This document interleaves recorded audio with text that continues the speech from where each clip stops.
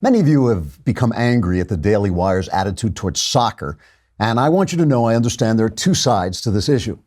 On the one hand, there are those who feel soccer is a decadent third world non-sport pushed on Americans by a sinister left-wing cabal hoping to feminize our culture by drawing us into a sissified exercise in which underdeveloped men wearing girly shorts run back and forth over an open field for no apparent reason, unable even to use the hands God gave them, but reduced to kicking a ball that represents the goat's head they would probably use in their own backward culture, until by some apparently random chance, they actually insert the object in the goal in a pitiful half imitation of manhood that makes it possible for a nation with a GDP of $17 to all but accidentally defeat a country that could wipe them off the face of the earth simply by sneezing too hard. On the other hand, there are other people with other opinions. Let me be clear. We here at the Andrew Klavan Show support the right of all people, including you communist sexual perverts who wish to watch soccer in the copious spare time you have in lieu of jobs. We just think the sport could be improved somewhat by allowing the players to pick up the ball in their hands, like men. Then maybe they could bounce it over a hard surface until they use their superior strength and size to leap over the opposition and drop it through a net only a little larger than the ball itself. That way there would be more scoring and the players would look like LeBron James instead of Pee Wee Herman. Just saying. I hope this brings our two sides closer together, though not too close together. Maybe we could sit at opposite ends of the couch, watch some baseball. Trigger warning, I'm Andrew Klavan, and this is The Andrew Klavan Show. I feel hunky-dunky, life is tickety-boo. Birds are winging, also singing hunky-dunky-doo. Ship-shaped, ipsy-topsy, the world is zippity-zing. It's a wonderful day, hurrah, hooray! It makes me want to sing. Oh, hurrah, hooray! Oh, hooray, hurrah! All right, it is mailbag day tomorrow, so get your questions in now. Ask about anything you want, religion, politics, your personal life. The answers are guaranteed 100% correct and will change your life, sometimes for the better, other times.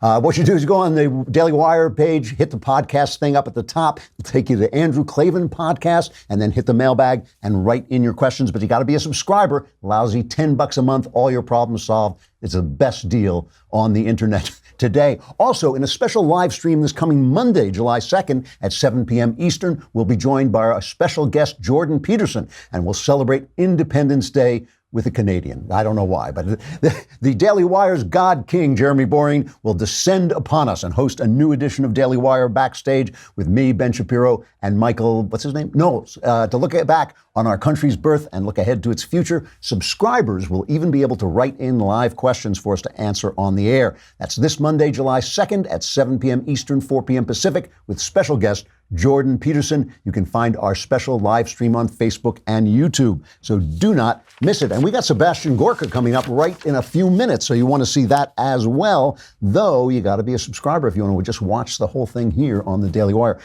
I don't know if you do this, but when you use a credit card, it is very easy to forget you are spending money until the bill comes due, and then you got to spend the money. And if you don't have it, you get hit with those huge, usurious, is that the word I want? Usurious, something like that. The big interest rates from the credit cards. But with Lightstream is a serious business. This is not a fly-by-night thing. They reward customers who have good credit with a great interest rate and no fees. And you can get a credit card consolidation loan from 5.49% APR if you use AutoPay. You could save thousands of dollars of interest. Application is 100% online, and you can even get your funds as soon as today. My listeners get an additional interest rate discount on top of Lightstream's already low rates. The only way to get this discount is to go to lightstream.com/Andrew. lightstream.com/Andrew. This is subject to credit approval. Rate includes 0.50% autopay discount, available only when you select autopay prior to loan funding. Terms and conditions apply, and offers are subject to change without notice. Visit lightstream.com for important information about limits on Lightstream loans and same-day funding. So you're watching the left just kind of sucked into the great Trump trap, right? It always works. Why is this? It always works. What happens is Trump does this stuff. He calls people names. He says things that really are quite rude. It's like little Marco for Marco Rubio and Lion Ted for Ted Cruz. And now he's after Maxine Waters with a very low IQ person. Says these terrible things that really are impolite. When the left starts to strike back in kind, when his opponents strike back in kind, they destroy themselves. When Marco Rubio, remember when he went after Trump for the hands thing, he started saying, oh, he needs small fingers. And suddenly Marco Rubio just looked like an idiot. Trump can pull this stuff off. Why is it, and why do they keep falling for it? Well, I would like to put forward a theory in the case of the left. I mean, obviously, we've got this thing that they've been doing where they've they've become violent, they've become hateful, they're surrounding women in movie theaters, throwing Sarah Sanders out of a restaurant. That turned out to be much worse, and we'll get to that in a minute. And the left is sort of trying to get them to stop, but they're trying to blame Trump for it. Nancy Pelosi sends out a tweet. In the crucial months ahead, we must strive to make America beautiful again. Trump's daily lack of civility has provoked responses that are predictable but unacceptable. As we go forward, we must conduct elections in a way that achieves unity from sea to shining sea. I don't want unity in my elections. I want us to argue things out and then vote against each other until we get the people we want. But never mind. The reason Trump is so good at defeating the left, and the reason the left doesn't know what hit it and why it looks just awful now, it looks violent and hateful, is because they have been living off the illusion of civility. The illusion of civility, which is supported by a news media, a Hollywood, an academy that literally does not itself know how uncivil they have been for the last 50 years. What is the worst thing you can call a person in America today? What is the ugliest, worst thing you can call a person in America today? Used to be, when I was a kid, it used to be that you were gay. You called somebody gay. That was really a low thing. You could sue somebody just for saying it, just for suggesting it. Now, obviously, that's a compliment now, but which is fine, no problem. No, but the worst thing you can say about somebody is that he's racist, okay? That is what they say about everything we think. We say, or bigoted in some other way. We say, you know what? It would be a good thing if we enforced our laws at the border. Well, that's the only reason we want to do that is because the people coming over the border are brown. You say, well, we got plenty of brown people. These brown people aren't our citizens. I don't care what color they are. They aren't citizens. They're breaking the law, So if you assume that everything we say is racist, you don't have to argue with us. You don't have to argue. It's just an insult. The Supreme Court, just before I came in, they handed down another one of these 5-4 decisions. Every time I see one of these things, I think, remember when the Never Trumpers were saying, oh, you just think it's good because of Gorsuch. Yeah. Pretty good appointment there, Gorsuch. But another one of these 5-4 decisions in which they said Trump's travel ban is, in fact, legitimate. And the argument against this, the incredibly stupid argument against this, was that because Trump said things during the campaign that sounded like he wanted to ban all Muslims. In fact, at one point, I thought he did say ban all Muslims until we figure out what's going on. That's what he said. Just have a pause in Muslim immigration. But the travel ban didn't actually do that. So you had Sotomayor saying, this repackaging of the ban does little to cleanse the policy of the appearance of discrimination that the president's words have created. She wanted to knock this thing down on the appearance of discrimination. But everything to the left is discriminatory on what we say. That this is a travel ban. It's very similar to Barack Obama wanted the same travel ban to get countries that have a lot of terrorists to make sure we double check them before they come over into our country. It is not. This is another thing. They call us bigoted when we raise the question, does Islam have beliefs that are antithetical to Western culture? Islam is a belief system. Not every belief is in keeping with Western culture. That is not bigotry to say that. If there were a country called Nazi land, there would be plenty of nice people who lived there, but they would be Nazis. And if they wanted to come in, you would have to ask yourself the question, is Nazism in keeping with Western civilization? No, it's not. Okay? So with Islam, it's fair to ask this question when they are at war with every single person who is on their borders, including other Muslims. It is fair to ask the question, can we inspect this? Can we ask it? But no matter what we say, it's bigotry. So if you say, if you talk about gay people, and obviously, listen, I have come out in favor of gay rights again and again. You guys have argued with me a lot. I respect your opinions. I understand. There's always this tension in American society, in any free society, between individual rights and the greater culture. So, it's not like you write to me and I think, oh, you're evil homophobes. I think, no, I get it. You have a really good point to make. I come down on the side of individual rights more often than I do on the side of the greater culture. I kind of feel like the greater culture can accept individual rights, but I understand your concerns. I get it. But we discuss it. That's why we're conservatives, because we discuss things and we talk about things. But immediately you go to it's homophobia, you're a bigot, you're nasty, and all this stuff. It's the illusion that you are civil. So when Trump starts fighting back, he is fighting back on their own terms. He is kind of like, for most of us, because I'm a really polite individual, I actually am, for most of us, it's like getting the bully at school to fight the other bullies who are picking on you. For 30 years, 40 years, 50 years, we've listened to you're a racist, you're a homophobe, you're a thisophobe, you're a Islamophobe, you're a bigot. It's the nastiest thing you can say about a person. There's no civility about that. It doesn't matter if you put it politely. It doesn't matter if you say it in a soft voice. If every opinion that I have the only reason you can think of I have that opinion is because I'm a bigot, because I hate women, because I hate gays, you are not being civil. You are being offensive and insulting and dismissive and cruel. And when I say, you know what, you guys, because you're NBC, because you're ABC, because you're CBS, your voice is so much bigger than mine. I don't have a voice to strike back with. Oh, wait a minute. Here's Donald Trump. That is not being uncivil. That is being uncivil back. All right. And that's why it works, because then when they come out and they start to attack Sarah Sanders, they're just being who they've always been. When they surround Pat Bondi in Florida and they spit on her and they scream at her, and they're just being who they've always been. So he's exposing them for who they are. That's why it makes them look so bad. I don't know about you. I'm sure that you do the same thing. I take my pictures with my phone. I don't have I was in Rochester, New York, and I saw Kodak, and Kodak used to be the biggest company on earth, went out of business because they did not get digital cameras. Now I take all my pictures with my phone, but then what happens? They stay in your phone, they get into your computer maybe, and then you lose them. If you don't know where they go, your computer crashes, you've lost everything.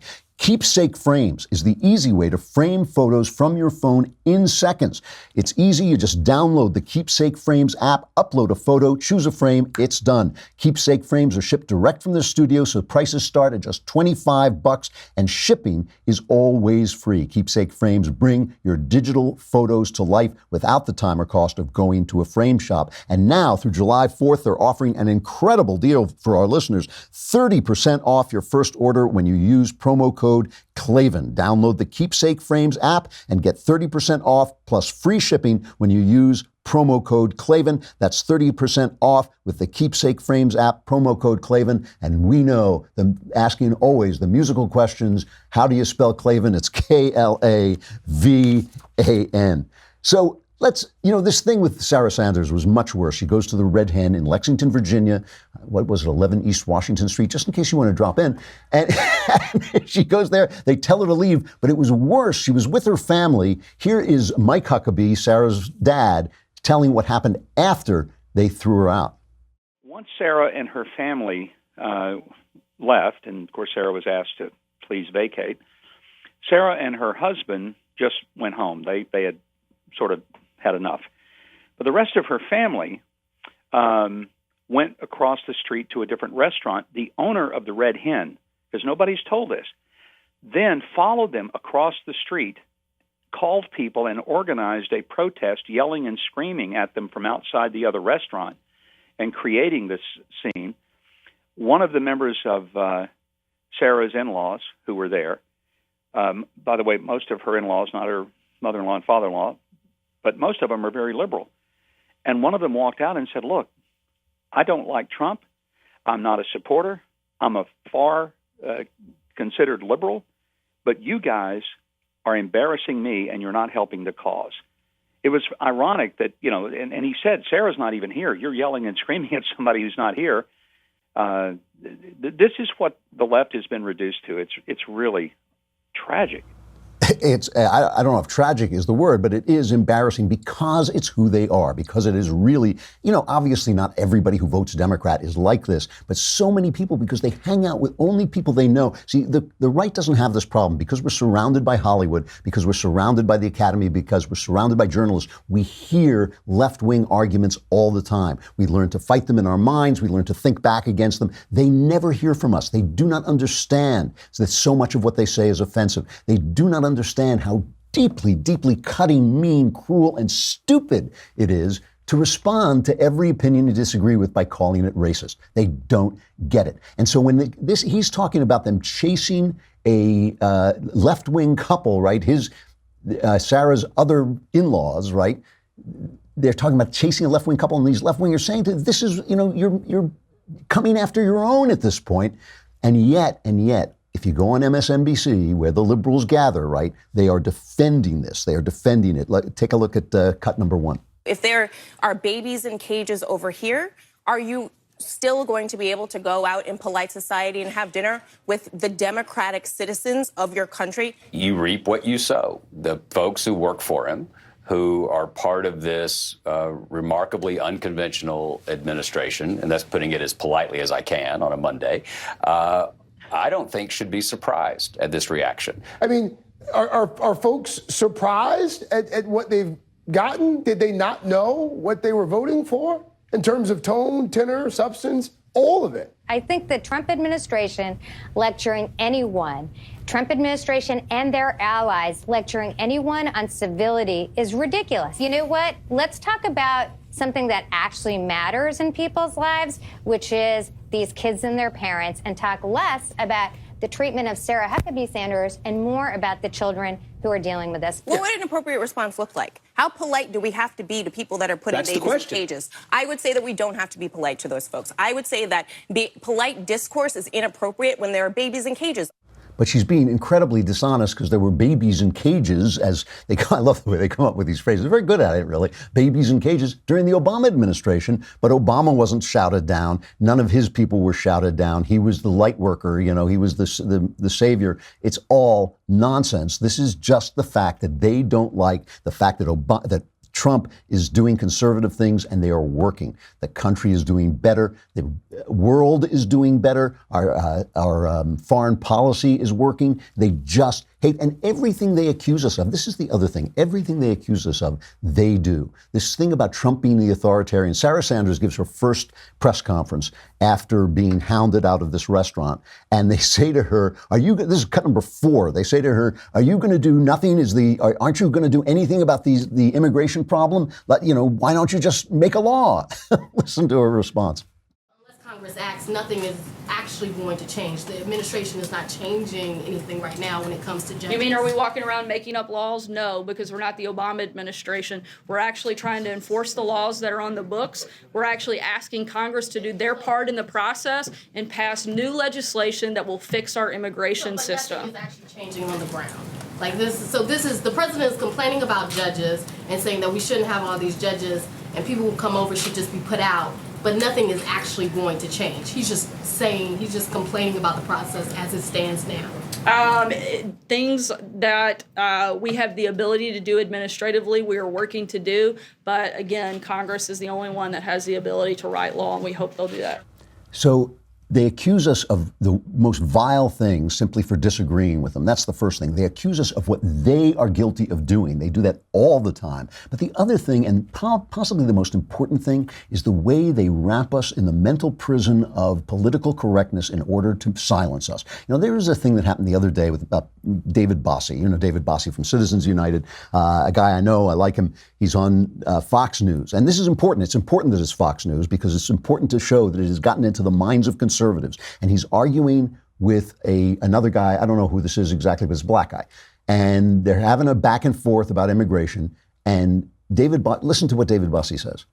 Michael Hayden posted a picture of Auschwitz. Donnie Deutsch is talking. That liberal Michael Hayden. Yeah, that's screaming liberal Michael Hayden. You're out of your cotton picking mind. Cotton picking mind, brother. Let me tell you something. Let me tell you something. I got some relatives who pick cotton. Okay, and I'm not going to allow you to attack me like that on TV. I'm not out of my cotton picking mind. You're out of your mind. You're out of your mind. He said you're out of your mind. Gentlemen, we're going to leave it right there. This is ridiculous. Okay. This is what's gone on in America. This is what we're about.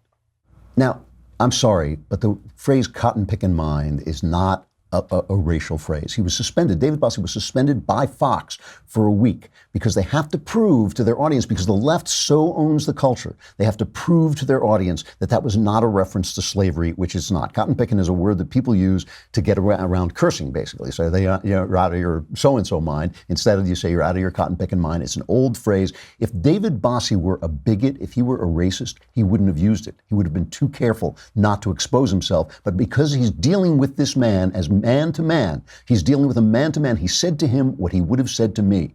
He said the same thing to him that he would have said to me, and yet they can tar anything. Tar, I said tar. Tar is black. I mean, come on. Are you saying black is bad because it's tar? Come on. They can do anything. And because they have wrapped people in this mental prison, because they've made it, they have seized the linguistic high ground. They can tell us when we've been bigoted, even though we haven't been. That too is uncivil. That too is only an illusion of civility. What can leftists say that we can accuse them of being racist? Nothing. When Harry Reid said racist things about Obama, when Joe Biden said racist things about it was just a gaffe. It was just a mistake. But if David Bossie says cotton picking mind, a phrase with absolutely no racial connotation whatsoever, he's suspended for a week. That's the other thing. That is the other ceiling, the other glass cage that Donald Trump has broken through, and why, when they oppose him, they make themselves look bad, because they are only exposing themselves for what they are.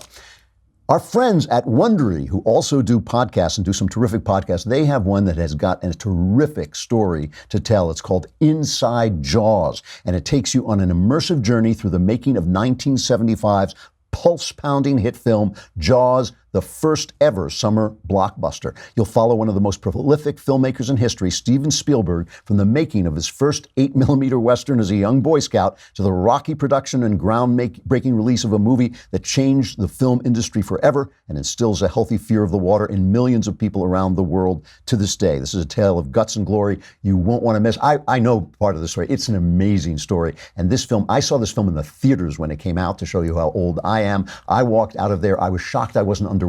It was so immersive. It's a great story. So hear the first 2 episodes right now by subscribing to Inside Jaws on Apple Podcasts or heading to Wondery.fm/Inside Jaws. Or you can listen to the first 4 episodes ad-free by signing up for Wondery Plus at Wondery.com/plus. That's WONDERY.com/PLUS. You know, another Supreme Court decision that came out allows, in California, they tried to force crisis pregnancy centers that don't want you to have an abortion. They tried to force them to refer you to abortion clinics, and the Supreme Court said no, that is an attack on free speech. But once again, it was a 5-4 decision. So, when we're dealing with the Constitution, you want to turn to your Leftese Dictionary to find out what the Constitution means to them. Here's our third entry. Every other Tuesday they come out. Here's a third entry in my Leftese Dictionary. C is for Constitution. C is for Constitution. According to leftists, the Constitution is the sacred law of the land, bequeathed to us by the greatest political thinkers of all time. No, I'm kidding. They hate it. You see, the Constitution enumerates or specifies the powers of the federal government so that Americans know that all other powers not mentioned in the Constitution belong to the individual and the state and local governments. That's not so good for leftists, because they want the federal government to be able to control and limit your businesses, your associations, your speech, your religious practices, and anything else they don't like. Now, the Constitution would prevent that. But fortunately, according to leftists, the Constitution is a living document. It's not like other boring old documents that just lie around with words on them that have the same old meanings all the time. No, as a living document, the Constitution can just wake up in the middle of the night, drift into its study, and entirely rewrite itself so that by morning, you'd hardly even recognize it.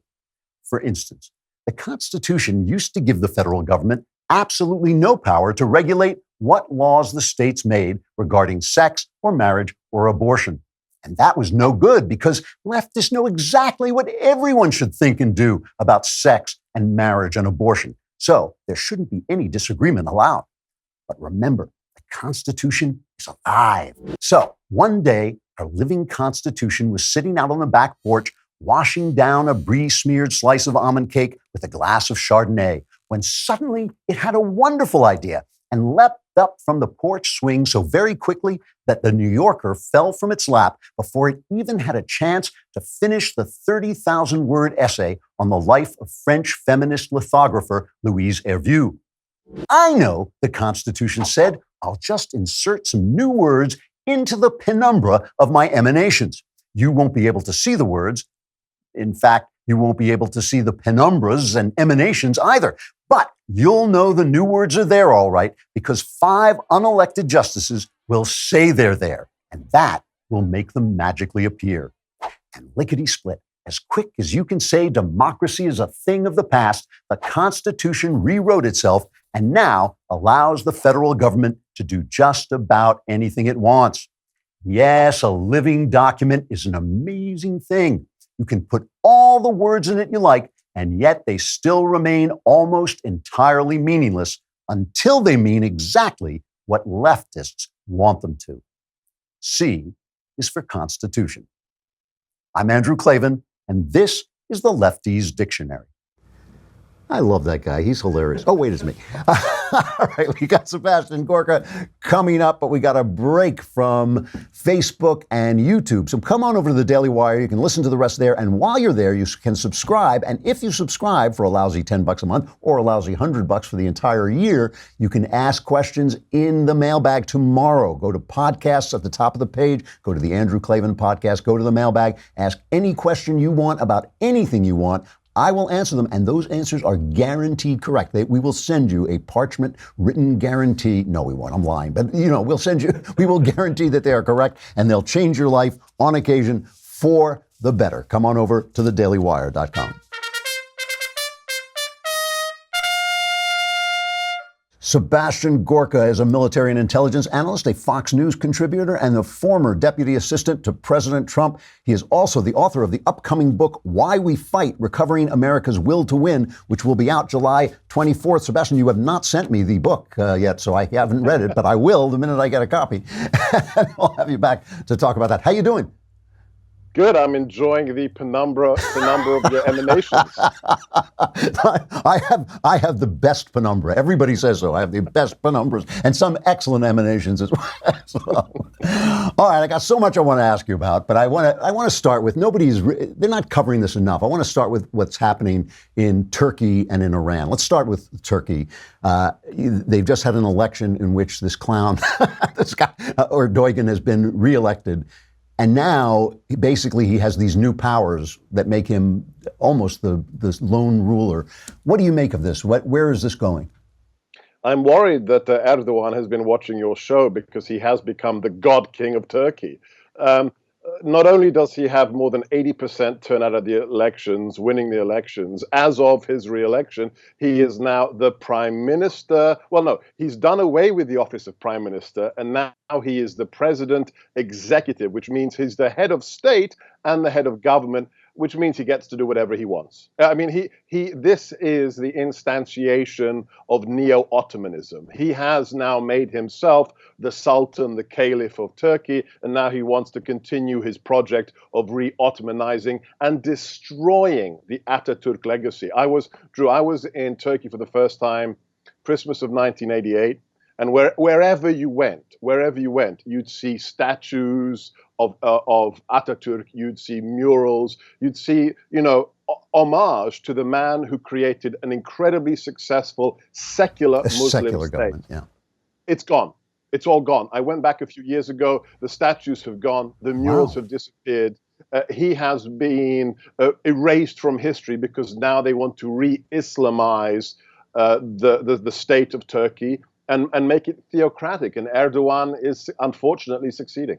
He is a radical Muslim, and he does want to bring back the Ottoman Empire. He wants to be the leader of the Muslim world. As Obama grouped him in, I don't know. They had some problems, Obama and Erdogan, but he said, I think if you ask them, this is Obama speaking, he said Angela Merkel or Prime Minister Singh or President Lee or Prime Minister or Erdogan or David Cameron would say we have a lot of trust and confidence in President Obama. So he ranked him with some of the leaders of the free world. What was his strategy in your view? Why was he giving credence to this guy? I think it's the same reason that when he gave his speech in the Al-Azhar in Egypt, when Obama went to the birthplace of the Muslim Brotherhood, it's stunning to remember this. He had the Muslim Brotherhood representatives in the front row of that auditorium when he gave his speech. This is Erdogan is the Turkish equivalent of the Muslim Brotherhood, the re-theocratizing of a Muslim state. Why did he do it? Everything stems from the concept that we are the problem, that Judeo-Christian society is the problem, and America as the pinnacle of Western civilization is the issue. How else could you explain that the first priority the new president has is to go on a global apology tour, whether it's global warming, whether it's terrorism? We are the cause of it all, and lumping Erdogan in there is just another consequence of that facile analysis. Well, to bring up another of his pals in Iran, they're now having very substantial protests. Very surprising protests. Yes. Now, can you remind people, they had these protests before when Obama was president, and he basically ditched them, didn't he? Yeah, in 2009, we had the Green Revolution, where if you remember that absolutely heart-wrenching video of a young female protester being shot to death and being filmed on her friend's iPhone as she's bleeding out on the streets of Tehran. The Obama administration turned their back completely. The mullahs retrenched themselves. And not only that, what happened? A few years later, they released $140 billion to the mullahs in this unbelievably naive concept that if you make the Shia version of Islam stronger, then it will help balance the Sunnis, the extremists like Al-Qaeda and ISIS. It's the equivalent of throwing nitroglycerine onto a bonfire to try and put it out because, hey, it's a liquid, right? So what exactly is happening now? Why are these protests come back now? So now what's really interesting in comparison to 2009, they're not centrally located in Tehran. Every dictatorship gets to a point, paradoxically, where it may have centralized power, but where it becomes very fragile suddenly. And with the last 5 years of Iranian adventurism around the region, deploying its assets into Yemen, having its generals run around Iraq, it has spread itself so thin that the Iranians back home are seeing the cost economically for the Iranian adventurism. And now, Drew, the protests are happening everywhere. And with Donald Trump in the White House, he has told the State Department to tell U.S. concerns, you must, within the next 3 months, you must stop import of all crude oil from Iran. When that happens, they're in big trouble because this is a country that has one resource, crude oil, and Islam, right? Theology. Islam. That's about its two exports. So they are teetering on an economic brink, and a lot of Iranians have just had enough, Drew, had enough. Donald Trump's pulling out of this crazy Iran deal, it could have the effect of helping to overturn one of the worst regimes on earth. Yeah, look, Donald Trump is not an interventionist. He thinks the money, the trillions we wasted in Iraq and Afghanistan, us going in to change other countries is crazy. But if other countries' people want to change their leadership, if they want to make it more representative, Absolutely. That's what 1776 is about. That's how America was created. So, yes, by pulling out of the JCPOA, the Iran deal, by recreating the sanctions regime, that may be the last straw that provides the possibility for the revolution of 2009 to actually bear fruit today.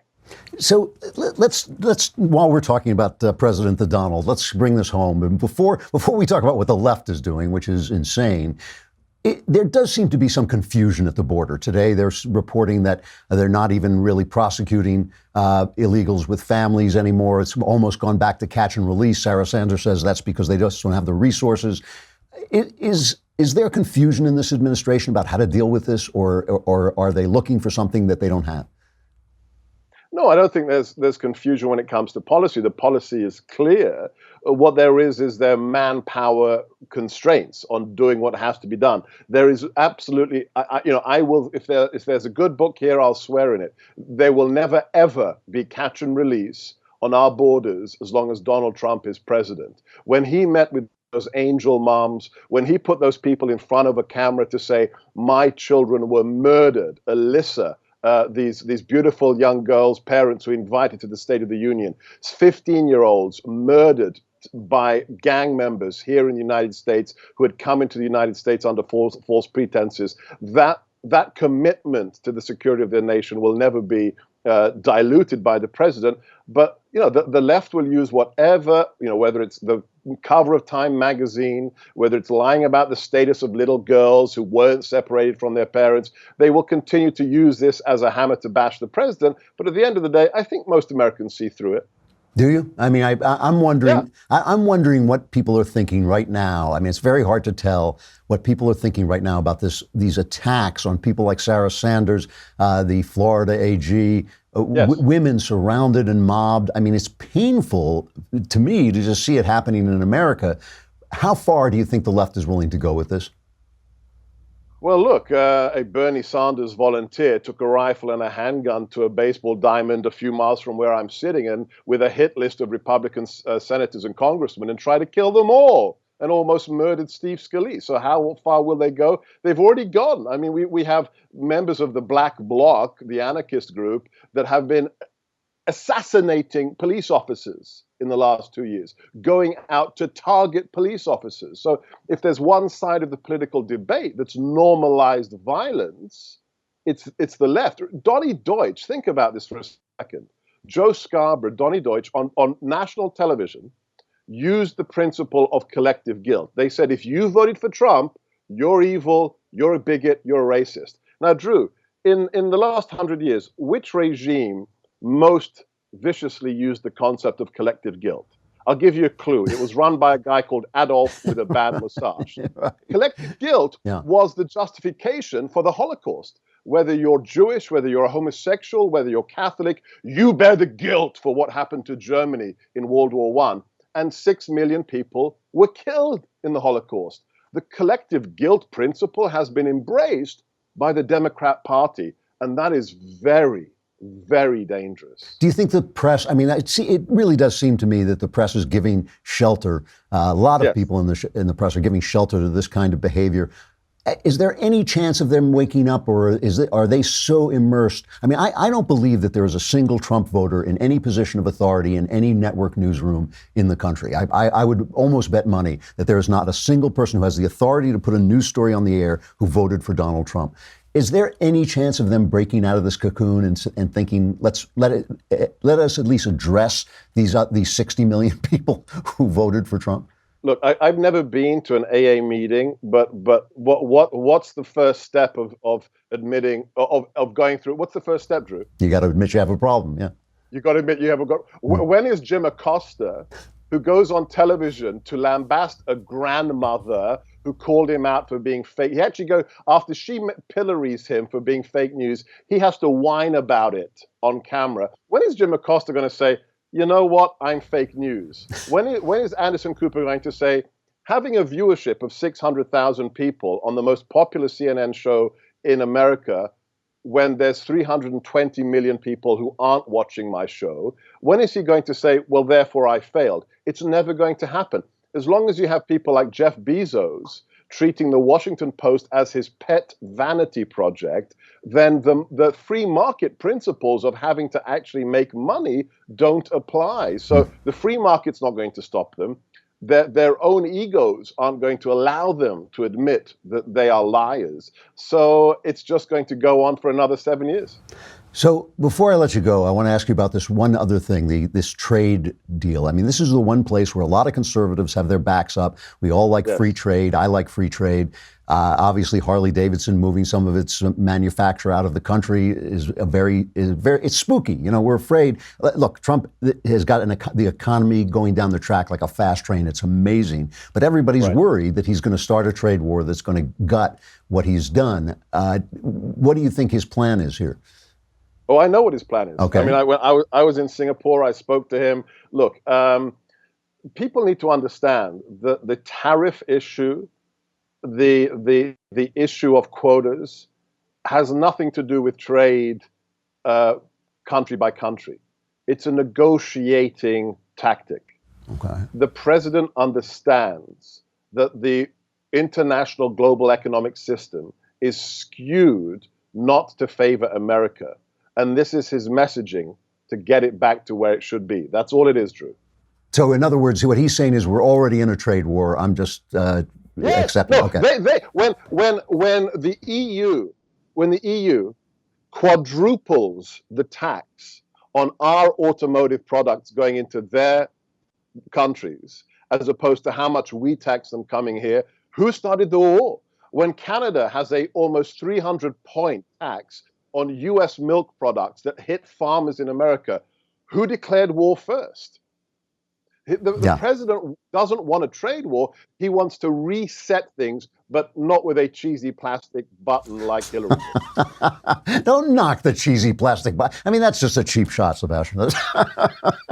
Anyway, come back when Why We Fight, Recovering America's Will to Win. Your new book comes out on July 24th. Come back and talk about it then. It's always good to see you. I'd be delighted. Thank you, Drew. God bless. Thanks a lot.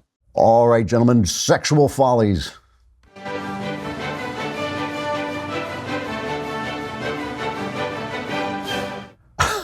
right. That thing still makes me laugh. I'm easy, I guess. It's a site I like called Science Alert sometimes collects different scientific information. So I love this. They collected what makes men attractive to women, something that all men are interested in. This says romantic attraction is a complicated thing that scientists still don't completely understand, but through research and experimentation, they've come up with many ideas about what draws one person to another, and we've rounded up some of the most compelling scientific insights about the traits and behaviors that make men more appealing to women. So this, for your dating pleasure, I'm now going to read you some of these. Number one, look for the universal signals of flirtation. Rutgers University anthropologist and best-selling author Helen Fisher says that women around the world signal interest with a remarkably similar sequence of expressions. It goes like this. First, the woman smiles at her. First, the woman smiles at her admirer and lifts her eyebrows in a swift, jerky motion as she opens her eyes wide to gaze at him. Then she drops her eyelids, tilts her head down and to the side, and looks away. Frequently, she also covers her face with her hands, giggling nervously as she retreats behind her palms. Like, I think she might be having a seizure. I'm not sure that she's attracted to you. Number two, look for someone in your league. Men and women are attracted to people who are as attractive as they are. If you go for someone roughly equal to you in attractiveness, it avoids two things, says one psychologist. If they are much better looking than you, you are worried about them going off and having affairs. If they are much less attractive, you are worried that you could do better. See, I think the problem here is that for most men, going after someone more attractive than you is called dating women. I think most of us are way out of our league already. Number three, look older. Women prefer older men. If I looked any older, I'd be dead. Number four, a light beard. Women find facial hair correlates not only with maturity and masculinity, but also with dominance and aggression. They like a stubble. They like stubble. I wonder if have any of these guys ever been on a date? They're just making this stuff up. Build muscle, but not too much. Study from the University of California in LA. Women looked at pictures of shirtless men and indicated which ones seemed like they would make the best long and short-term partners. Results showed that women are more likely to want short-term relationships with the guys who had big muscles, but they like the guys with a little less muscle for long-term relationship because if you have a job, you don't have time to build up the big muscles. Be kind. A 2014 Chinese study, more than 100 young people looked at images of men and women's faces and rated them on attractiveness. If each face pictured was paired with a word that described a personality trait like kindness or honesty, results showed that the people described with positive traits were rated more attractive. So be a kind Chinese guy is the answer there. Wear red, because women like gay men. The others are pretty good. The others are pretty obvious. Make her laugh, walk a dog, show off your scars. Not all at the same time. All right, so now you know it's all there for you. Tomorrow is the mailbag. All the rest of your problems will be solved. I'm Andrew Klavan. This is the Andrew Klavan Show. We will see you then.